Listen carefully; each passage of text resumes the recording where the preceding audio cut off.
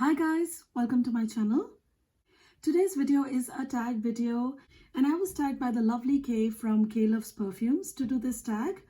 Please do check out her channel if you haven't already. She is new to YouTube and I find her videos very enjoyable. And like me, she also likes some old classic vintage perfumes. And she's really fun and quirky. Please check her out now and subscribe to her channel and support her. So this video is all about my first fragrance that I bought for myself, or the one I was gifted, my first niche, and so on and so forth. And there are about 5 categories, so let's just dive in. First is the first fragrance I bought for myself. That would be Revlon Charlie. Now some of these firsts I no longer have, and so I will have to insert a picture.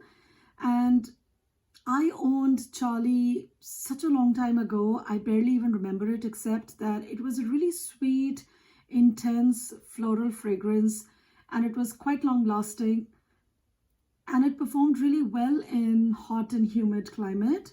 And I wore it year round and I think I finished the bottle. I may have even repurchased it, but I don't remember.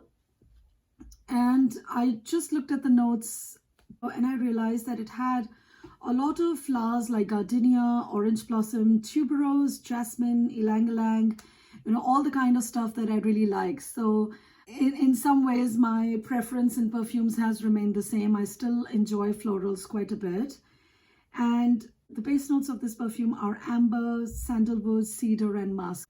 Another group of notes that I really enjoy in a fragrance.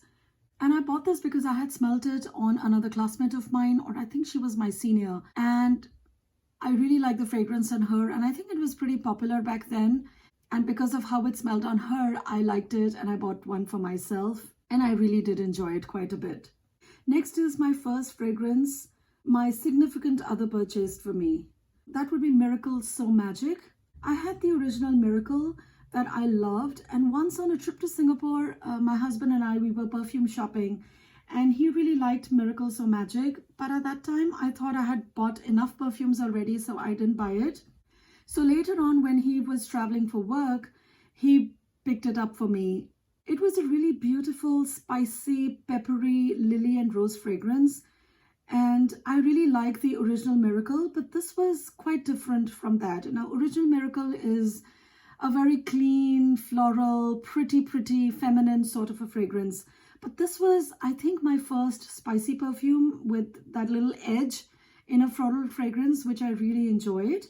And it felt a little bit more like naughty and playful than Miracle. So I really enjoyed that one. My first designer fragrance would be Dior's Color Essence Eau de Dior Relaxing. This was the first expensive fragrance that I bought for myself. I think I had finished my MBA and had started working. And I was looking for something that would be appropriate for work, and it gets really hot in Delhi. So this was a really pretty, easy wearing spring summer fragrance. And it was sweet, woody, floral. And I had a really big bottle of it and I finished almost all of it. Next is my first niche fragrance. So I will be showing 2 fragrances in this category and I'll just explain why. So the first is Guerlain's Mitsuko. This was the first one that I purchased and I'm not sure if I should count it for this answer because I didn't really wear it for many years after I had bought it. I bought it because I love Guerlain and I'd heard so much about this fragrance. But at that time, like most people, I thought this was old-fashioned and I couldn't appreciate it. Fortunately, I grew up and my senses evolved. And now, of course, if you've been on my channel, this is my all-time favorite fragrance and I absolutely love it. So technically, yes, this was my first niche fragrance, but I didn't wear it until a few years back.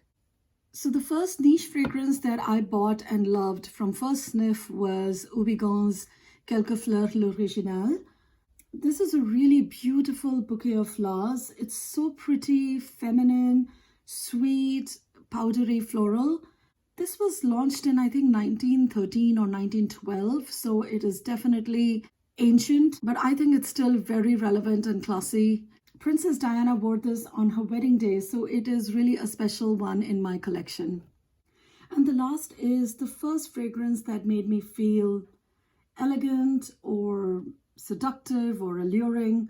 So this one's a little bit tricky for me to answer because I don't think I've ever really bought a fragrance thinking that I want to be desirable after I wear it. I just like to wear something that I like, and then I feel that if I feel confident, then I will be desirable enough. So I will go with Chanel's Chance for this category. This is a really lovely floral chypre, quite sharp and sweet and peppery, very sparkling as well. It has a lot of amber, patchouli and vetiver and sweetness in the dry down, and the sweetness comes from pineapple. I used to believe that this was a really grown-up fragrance and I had to wait a few more years to start wearing it.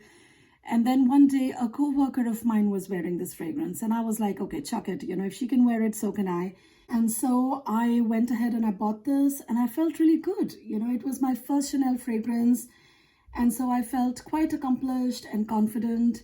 I think this is a really elegant fragrance for a very confident woman. I really enjoy it. So those were the picks, guys. I hope you enjoyed this. Please give this video a thumbs up if you liked it. And please remember to check out Kay's channel. Thank you so much for watching. Bye-bye.